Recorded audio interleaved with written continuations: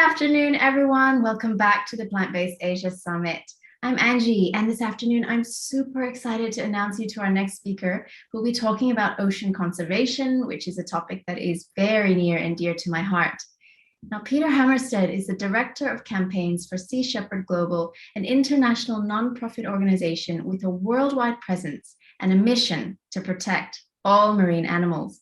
He also serves on the boards of Sea Shepherd Global, Sea Shepherd Netherlands, and Sea Shepherd Legal, and is chairman of Sea Shepherd Australia. Peter heads Sea Shepherd's illegal, unreported, and unregulated fishing task force for Africa. Wow, welcome, Peter. Thank you so much for joining us today. Thank you so much, Angie. It's a real honor for me to participate, and good afternoon, everyone. Well, Peter, I'd like to start with your journey at Sea Shepherd. What I understand is that you signed up as soon as you were old enough to apply. So can you tell us, how did you know this was your calling? When I was about 14 years old, I saw a picture of a dead whale being pulled up the slipway of an 8,000-ton floating slaughterhouse in the Antarctic. And that image just shocked me to my core. I thought that whales were protected. I thought that whaling had ended in the 1980s. And so to find out that not only was it still going on, but that it was happening in a designated whale sanctuary, I realized that I really wanted to do something about it personally. I was born in Sweden. I'm Swedish American. And when I was 18 years old, our neighboring country of Iceland decided that they wanted to resume their whaling activities after a 14-year hiatus. And in order to resume whaling, Iceland had to rejoin the International Whaling Commission. It's the international body, the intergovernmental body that regulates whaling worldwide. And it was my country of Sweden that cast the deciding vote that allowed Iceland to rejoin the International Whaling Commission. It was 19 votes to 18. And once the votes were cast, the Swedish delegation realized that they had literally pressed the wrong button during voting. They asked for a pause to do another revote, and that wasn't allowed under the procedures of the International Whaling Commission. And I remember being 18 and thinking, now hundreds of whales a year are condemned to die because this bureaucracy can't take 5 minutes to just revote. And I think I lost a lot of faith in government solutions to every problem because of that. At the time, I was volunteering for Greenpeace. Greenpeace was planning to send a ship called the Rainbow Warrior up to Iceland to do a public relations campaign to turn public sentiment against whaling. And Sea Shepherd was planning to send a ship as well, a ship to use direct action, to directly intervene, to physically get in the way of the whalers and the whales. And I think that direct action approach really appealed to me when I was 18, and I saw the world very black and white. And the idea of just actually putting my body on the line to stop the whalers caused me to submit an application to crew as soon as I was old enough to apply. So I was 18 years old and I applied to join a Sea Shepherd ship. That's amazing. What a story. So yeah, you've had this in you since a young age. I guess we'll be talking a little bit about whaling as well further down the line, but can you please first explain to us, for those who may not be aware, what exactly the Sea Shepherd do? Sea Shepherd is an international conservation organization. We have 10 ships around the world. And what we do is we directly intervene to save marine wildlife. And we're not a protest organization. What we do is we specifically act to uphold international conservation law and regulations. We believe that we already have a lot of the laws in place to protect the world's oceans. What's missing is enforcement of the law. Our main focus at the moment is working together with developing island and coastal states around the African continent to stop illegal fishing. We know that there's this big overfishing problem. 90% of the world's fisheries are either fully exploited or overexploited. And exacerbating that overfishing problem is the reality that one out of five fish caught is caught illegally. And so we feel that since we already have the law on our side in terms of dealing with illegal, unreported, and unregulated fishing, if we want to turn the tide of destruction facing the world's oceans, then we have to take illegal fishing out of the equation. There's a lot of governments around the world that have a political will to stop illegal fishing, but they simply don't have the ocean going assets. They don't have the ships that allow the Coast Guard, the Navy, fisheries enforcement to actually apprehend poachers. And that's where Sea Shepherd comes in. And so we form these really innovative public-private partnerships whereby we provide a ship, we provide the crew that run the vessel, the engineers, the navigators, we provide the fuel, and our partner country provides the law enforcement agents with the authority to board, inspect, and arrest vessels. And working together with 8 African countries, we've assisted those countries to arrest 73 vessels to date. And for me, every one of these vessels shut down is an illegal slaughterhouse shutdown. And every one of these vessels arrested represents tens of thousands of animals saved every single day that these vessels spend detained in port. 73 vessels to date. That's amazing. And like you said, each one of these you see as an illegal slaughterhouse, which I agree with. So, wow, congratulations, Peter. Thank you. That's just amazing work that you're doing. So a little bit about, there's some controversy behind Sea Shepherd. Some people like myself see you as eco-warriors. Others say it's a little bit more controversial.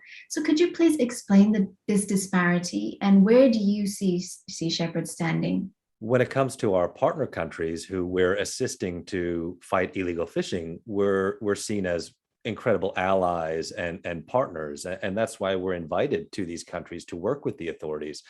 However, a lot of the operators who are breaking the law, they're actually subsidized, sometimes supported by powerful fishing interests in countries like Spain, in countries like the People's Republic of China. And therefore, these governments are not happy with us working together with these countries to turn the tide of destruction. So if it's wholesale slaughter of wildlife that's actually subsidized or sanctioned by a government, then they're not going to be big Sea Shepherd supporters. And that's what we found with countries like China, like Spain. But how about the actual methods, Peter? So when you're patrolling, how do you actually, like you said, with these 73 vessels, how do you capture them? How does that process work? So a lot of the illegal fishing that takes place is vessels that are using prohibited fishing gear, or vessels that are fishing without a license, vessels that are fishing in a prohibited area. So this could be an area that's reserved for artisanal fishing communities, or maybe it's a marine protected area that's basically like a national park at sea. We're on patrol 24 hours a day, monitoring all fishing activity by radar, by visual sight. And if we see any vessel that's acting suspiciously, then the government agents on board our ship, they'll make the decision to actually board and inspect that vessel. We launch our small boats, sometimes in the dead of night, and we assist the government agents to get on board that ship before they can leave the waters of that country, or before they can escape the marine protected area and abscond from justice.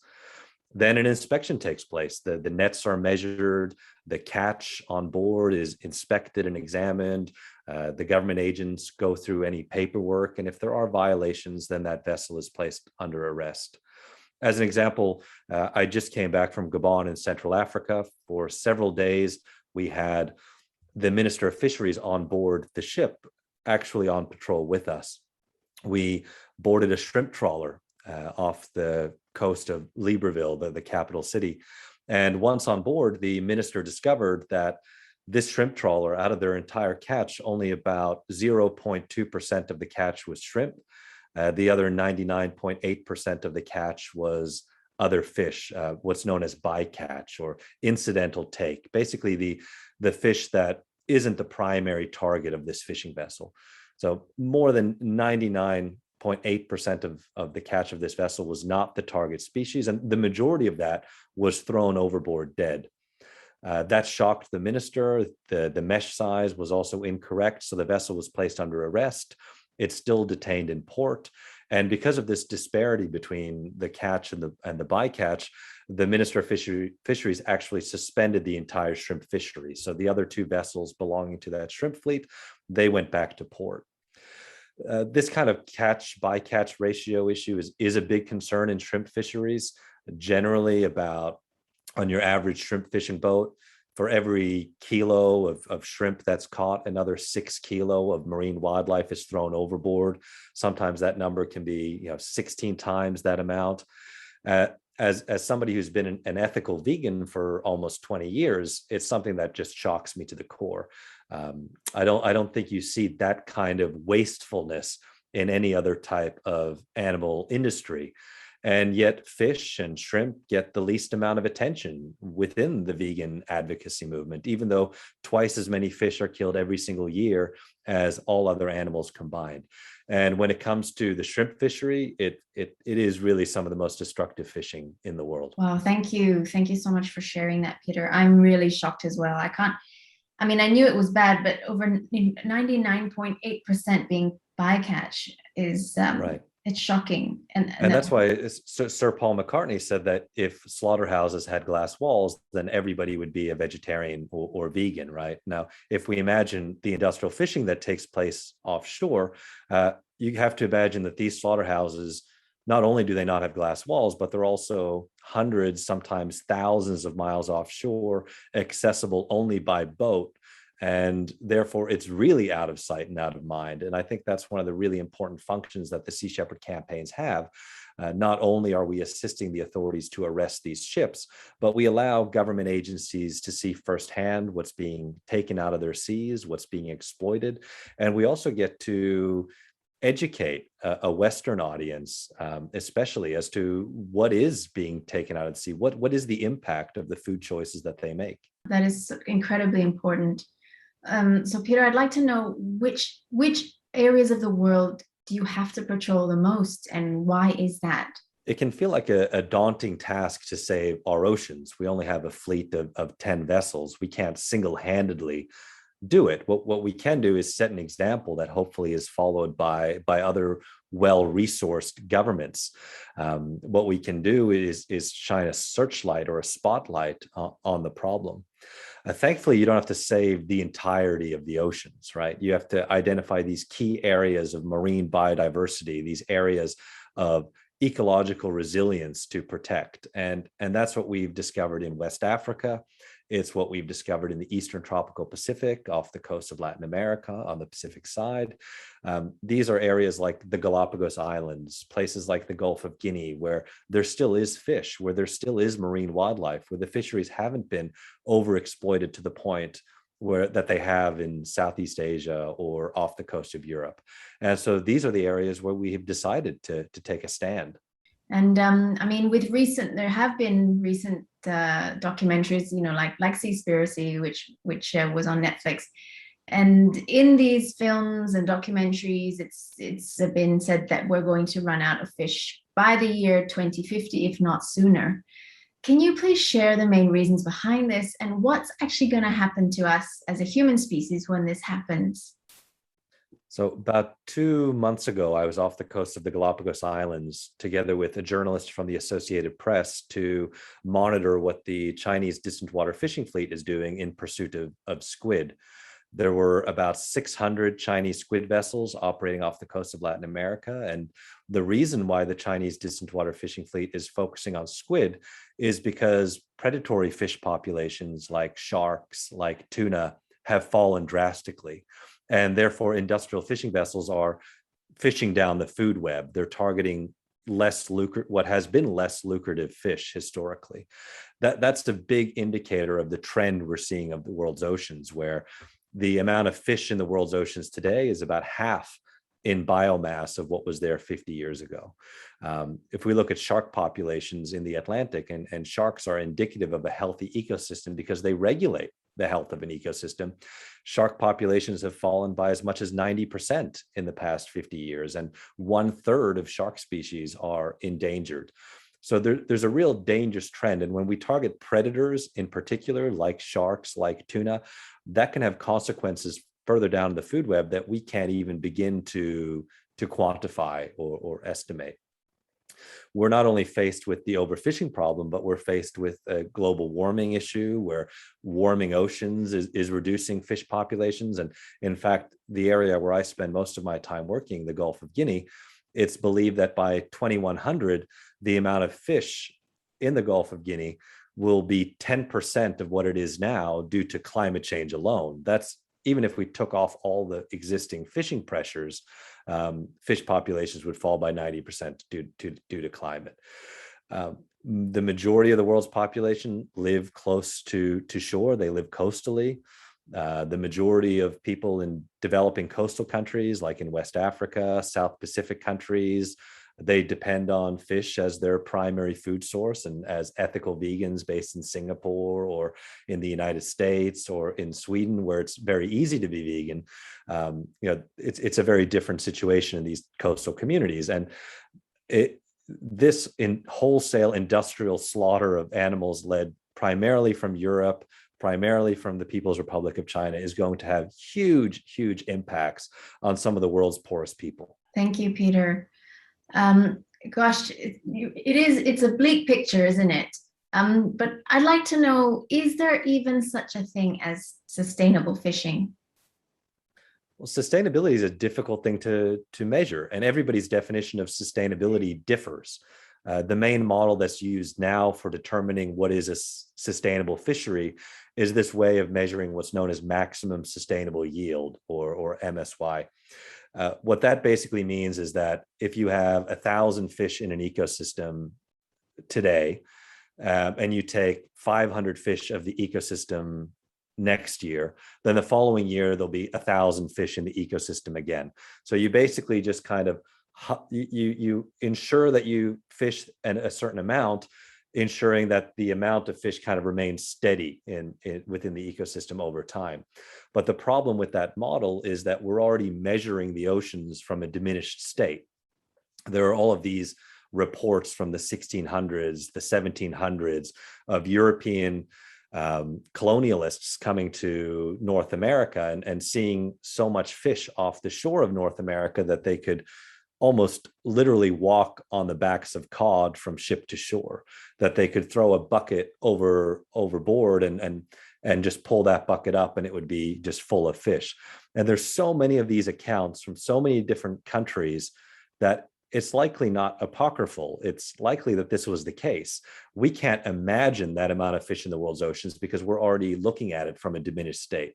This is why, when you talk about old fishermen's tales, the amount of fish that our parents would have seen differs from their parents, differs from their parents. At some stage, we do need to take a hands-off approach to the oceans so the oceans can rewild. We can't be measuring from an already diminished state. We need oceans to recover. That's why we need to establish more marine parks. At the moment, only 3% of the world's oceans are marine parks, and only a fraction of that 3% are no-take zones where no fishing is allowed. There's now a United Nations goal to reach 30% of world ocean protection by 2030. We may actually need 50%, but as we work towards 30%, we have to make sure that 30% is actually no-take zones. We have to allow these ecosystems to recover, to allow these fish populations to rebound. We need to get back to the ocean that we had 200, 300 years ago. So is there sustainability? Well, for me, there can't be sustainability without enforcement. And you also can't manage what you can't measure. And the reality is that with 1 out of fish in the world caught illegally, the oceans are very ungovernable. And if you're depending on somebody to tell you what's sustainable or not, generally it's either fishing companies or it's certification entities that have a financial interest in saying that something's sustainable because they're trying to sell you a product that they've labeled as sustainable. That's the thing, isn't it? We see now so much greenwashing, and I guess the same thing happens with fish. The products that you buy that say that they're dolphin safe or sustainable, when in reality, like you say, is 1 in 5 fish. Was that what you said? 1 in 5 fish are caught illegally today. Mm-hmm. So yeah, I mean that's astounding. There's a crazy story. I think it was from the 1990s where people wanted to take off fishing pressures from wild salmon. So that helped spark this big industry in salmon aquaculture, farm-raised salmon. And there were a lot of advertisements put out encouraging people to buy farm-raised salmon. And the theory was that People would buy farm-raised salmon instead of wild-caught salmon, and therefore wild-caught salmon would rebound. The actual effect of that advertising campaign was that the consumption of farm salmon increased, as did the consumption of wild-caught salmon, because people looked at this advertisement. At the end of the day, they went to the shop and decided, you know what, I'm going to buy salmon today. Or they went to a restaurant and they were in the mood for salmon. So it's hard to really know what the repercussions can be of a sustainable fisheries campaign. We don't really know what the effects are until you see the effects. Pole and line fishing is generally held up as the most sustainable type of fishing. And in some ways it is, because there's such little bycatch. You have 20, 30 people standing on the deck of a ship fishing with pole and line. There's very little seabird mortality. There are very few sharks, if any, caught. You're really just catching tuna on a pole and line tuna boat. But what's been discovered is that, yes, maybe this is sustainable in terms of fishing for tuna, but to catch the tuna, you need to use bait fish. And the impact on bait fish populations because of this so-called sustainable tuna industry is not sustainable. So rarely do we have a full ecosystem approach to sustainability.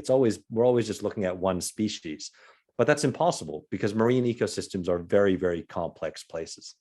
I wanted to ask about the actual sizes of the fish. So I think that's a big issue as well, isn't it? So they catch fish that are still too young, which leads to, the overfishing problem. And do they actually throw the young fish overboard if they're not mature enough? What happens in that situation? Generally, they're not allowed to retain the juvenile fish. The juvenile fish are thrown overboard. What we've seen in West Africa, for example, is that these industrial fishing vessels generally use fish aggregation devices. These are essentially fish magnets that they put out with sonar, with satellite communications that actively look for fish. And they'll put out hundreds of these devices. So it's not just the fishing boat itself looking for fish using their own sonar equipment. They have essentially 100, 200 electronic scouts looking for fish for them. And these fish aggregation devices, or FADs, will alert the fishing vessel when enough fish have aggregated or congregated around it, saying, okay, now there's fish here, you can come and set your net on this FAD.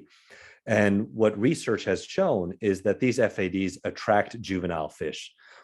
Tuna are migratory species, and the adults, when they migrate, they have sufficient fat stores to go from point A to point B. But juvenile fish, they don't have the same energy stores. So when they come across these FADs, they generally, they kind of look at them like small restaurants or pit stops where they can take a break and feed before continuing on their journey. That then in turn attracts sharks. And so we've seen huge shark bycatch on fishing on these fads.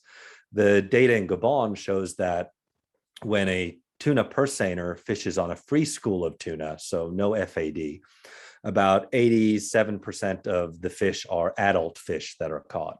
But when setting on an FAD, the reverse is true. About 87% of the tuna caught is actually juvenile fish. And this is now the primary way of fishing for purse seiners, is to use these FADs. They're largely unregulated. They litter the world's oceans. And one of the reasons that they are used is because in the past, purse seiners would deliberately set their nets on dolphin pods. That created a big outcry, which established the whole dolphin safe certification program. And there's issues with that itself. But a lot of fishing vessels started fishing on FADs as opposed to fishing on dolphin pods. And so, yes, the bycatch of dolphin is drastically reduced, but instead you now have huge amounts of shark bycatch. Wow, gosh, it's what a minefield to try and navigate, Peter. It's I really am an admiration of what you do. But let's just go back to some of the other factors that cause this deep decline in fish populations. You mentioned global warming before, but is there anything else, for instance, maybe litter, plastic pollution? Plastic pollution is a huge problem. And a lot of this ocean plastic is in the form of fishing gear. So to give you an example, one of the vessels that we assisted the Liberian Coast Guard to arrest about 3 years ago was called the Libico 2. This was a vessel that was legally licensed to fish in the waters of Liberia. using long line fishing gear to fish for tuna. Upon boarding them, the Liberian Coast Guard discovered that they were actually using deep sea gill nets to fish for deep sea sharks, which are an endangered species.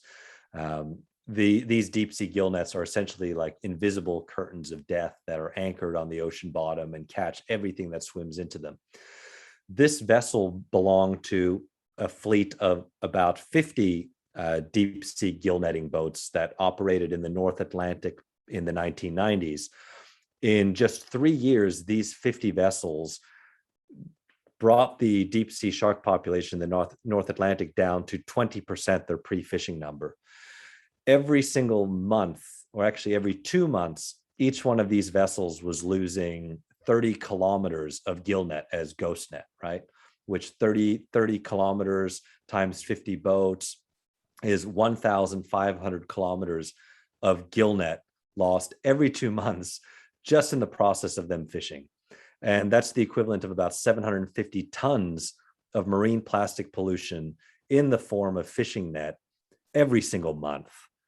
And this is, sandals or plastic bottles cause a lot of damage to the marine ecosystem, but fishing gear is actually deliberately designed to entangle and catch marine wildlife, and will continue to kill and kill and kill until they finally wash ashore somewhere.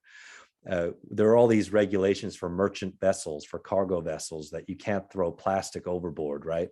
This is under the marine pollution regulations. But every single day, fishing vessels throw plastic fishing gear overboard, and a certain amount is just factored into the economic model of fishing that you are going to lose it at sea. You're not going to find your net, or the net's going to get entangled and you have to cut it loose. It's a big problem. So plastic pollution, especially in the form of fishing gear, is an issue. Global warming is a big issue that exacerbates every other problem. You have ocean acidification that's due to global warming, which is a big problem, especially for shellfish. You have, because of factory farming on land, you have increased nitrogen coming into the world's oceans because of runoff from these farms. And that's creating essentially dead zones offshore in coastal areas, which are critically important because they're breeding areas.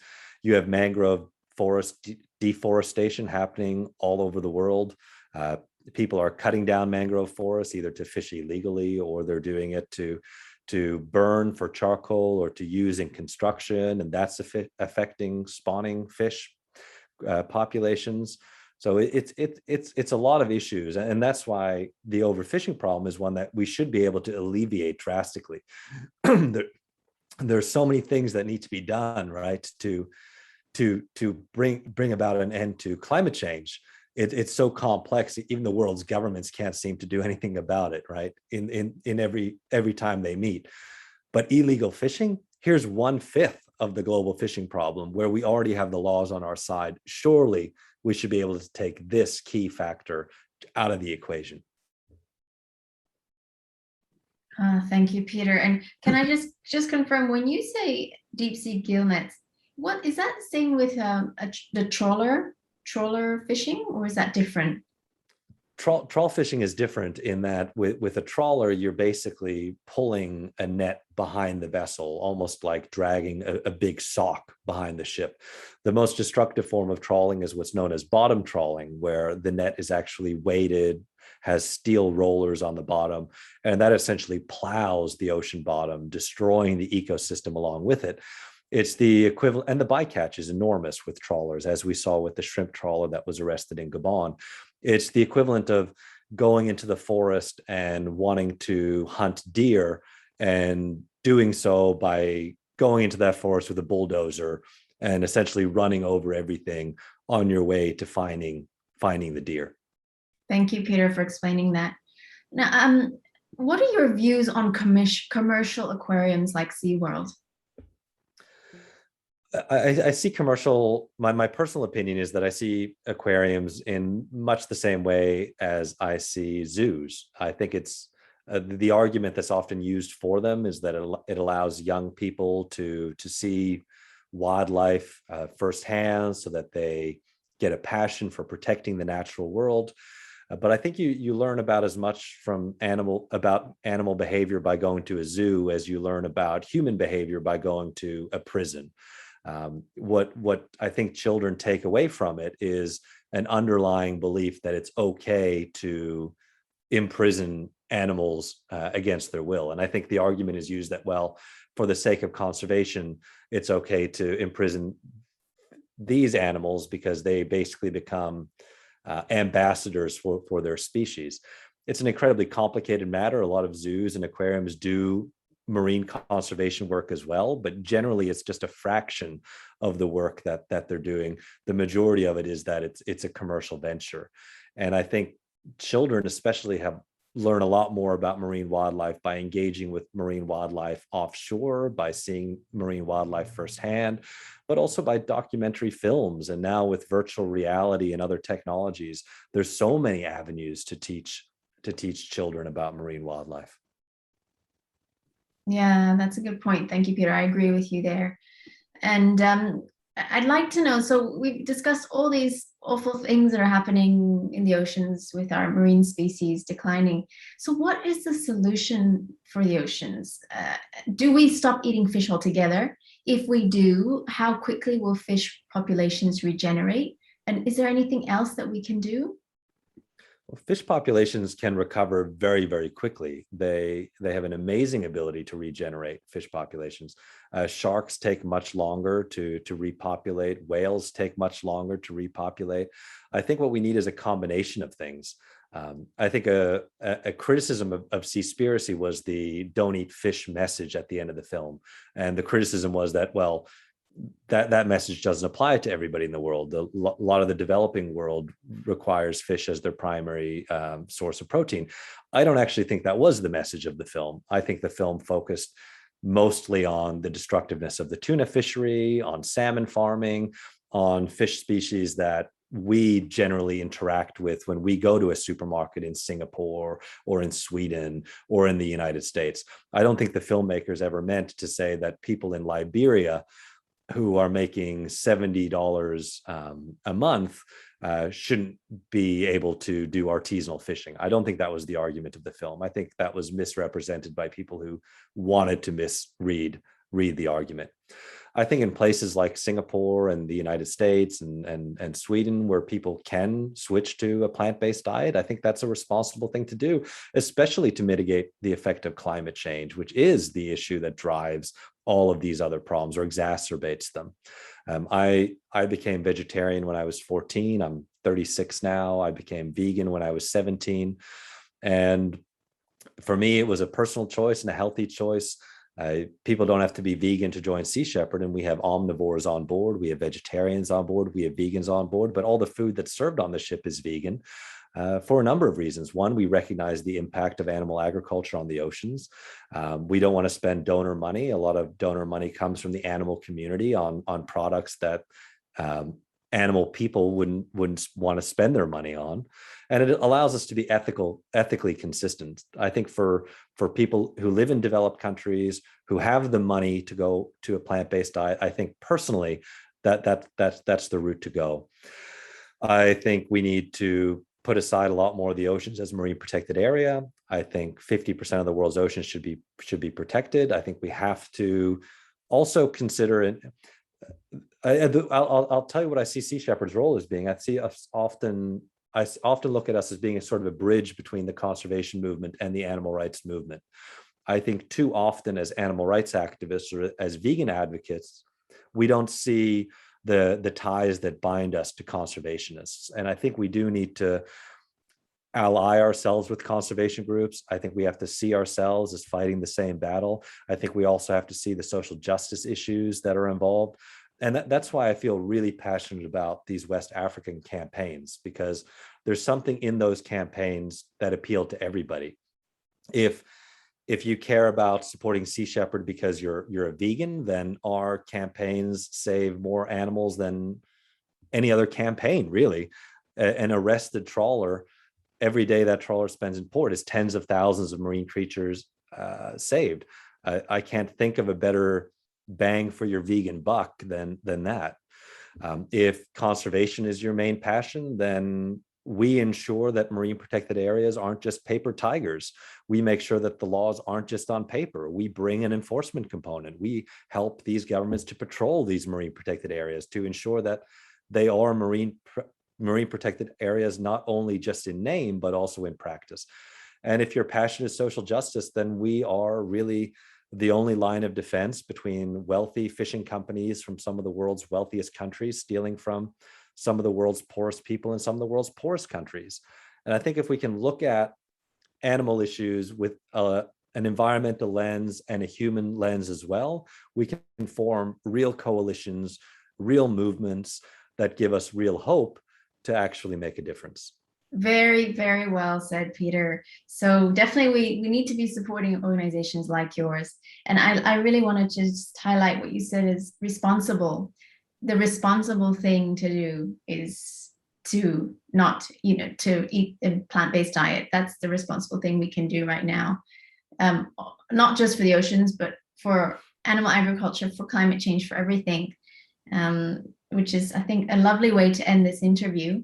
And Peter, thank you so much. We actually share a similar journey. I turned vegetarian when I was 14 as well, which is really nice. Can I ask well, it was the whaling, wasn't it? Did that turn you or something? No, that was previous to when you joined. It actually wasn't the whaling. That sort of came along around the same time, but I became vegetarian before I saw that picture of a whale being killed. I went to high school in a small town in the eastern United States. There was one vegetarian in my class of about 80 people. I remember I was in my Spanish class just before lunch period, and a number of kids had surrounded her desk and were asking her all kinds of stupid hypothetical questions, like, would you eat meat if you were stuck on a deserted island? Or what about this? Would you eat meat in this situation? And I remember saying something incredibly ignorant, like, you're just trying to take away our right to eat meat. And my classmate, who was 15 at the time, she held up an 8.5 by 11 piece of paper, an A4 piece of paper. And she said, all I'm trying to do is let people know that egg laying hens are kept in cages no bigger than this piece of paper. And I looked at her and I looked at that piece of paper, and the image of that hit me across the chest like a sledgehammer. And I sat down next to her and I said, what do you mean? And she told me, and I asked her, well, what about cows? What happens to cows? What happens to pigs? By the time I got to lunch, I opened up my brown paper lunch bag, and all I could see was animal products in every food that was in this bag. And I couldn't eat lunch. And I vowed that immediately that day that I was going to be vegan. That lasted about 3 weeks. I was 14 at the time. I wish I'd been stronger. But by the time I was 17, I went vegan, and I've been vegan ever since. Well, I guess it'll be my 20-year vegan anniversary come January. Ah, wow, fantastic. Well, it's incredible then how this one person can have an effect on someone's life in such a significant way. So I guess the message is, to everyone is to don't feel that what you do doesn't make a difference. I'm indebted to her, and it's such a small act. It was one thing she said that changed my life forever. And these successes that I'm so proud of, like the arrest of this vessel, the Libico 2, which saved the lives of 500,000 sharks every single year. And because that vessel hasn't fished for over 2 years, that's over 1 million sharks saved by this one action. And to be honest, that action would have never happened had I not been this 14-year-old boy in a classroom in rural Pennsylvania, talking to this young woman who showed me a piece of paper and had the courage to confront my ignorant comment. And it set me on a path that I've been on ever since. And my successes are her successes. And just as they're Sea Shepherd successes, just like they're the successes of anybody who supports Sea Shepherd. And we really are connected in an amazing way, in ways that are as complex as the ecosystems that we fight to protect. Well, thank you, Peter, for this really, really insightful talk today. I wish you and Sea Shepherd all the best going forward, and continue doing the fantastic, amazing work that you do. And I think, yeah, we should all be supporting your work. So thank you again for your time. Thank you so much, Angie.